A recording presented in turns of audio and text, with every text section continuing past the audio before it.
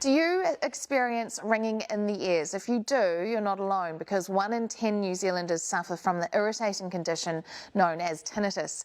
Specsavers audiology partner Carmela Davies joins us for more on this. Hi, Carmela. Hello. So how would you describe tinnitus? Okay, so tinnitus is hearing or perceiving sounds in one or both ears without the presence or in the absence of an external stimulus or an external source.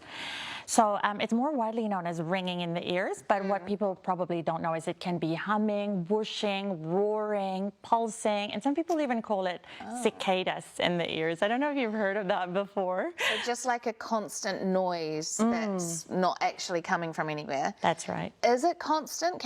If you have tinnitus, does it mean you have it all the time, or can you just get it at certain times? That's a very good question. No, it can be constant, but it can also be intermittent. It also varies in intensity. So some people would have it really light and only just for a few seconds at a time, whereas some people can have it more constantly and loudly, and that is when it can get a bit debilitating. What causes it?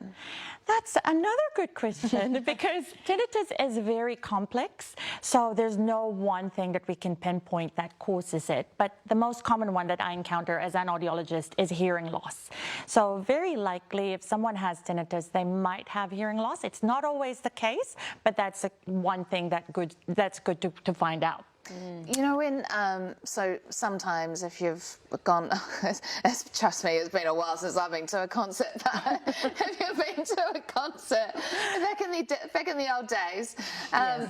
and you get home and you're in bed and you can hear that ringing, does that count as tinnitus, or is that just a very loud night? It is absolutely tinnitus, but doesn't seem to be a permanent tinnitus. So it usually is accompanied as well by a little threshold shift or a little hearing loss. Your hearing might not be as good when you come home that night, but then the following morning it kind of comes back and the tinnitus is gone.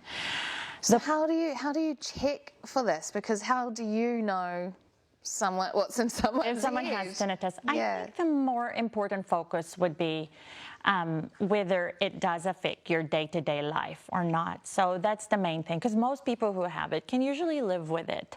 And to be honest, if you do have it, the easiest way or the first step really is to get your hearing checked. That's the first. That's a good thing to do first. And then if it's something that because obviously, well, the good news is at Specsavers New Zealand, we do free hearing checks.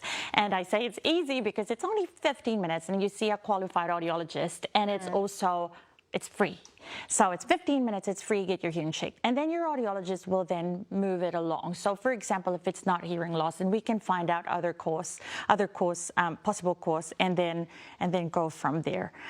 Again, what we don't want, so most people can live with it, most people can actually carry on with their lives with tinnitus, but what we want to address are those people who do have tinnitus and suffer and, get affected. Yeah, and you don't want it to get even worse to you. Specsavers audiology partner Carmela Davies, thank you very much for being with us.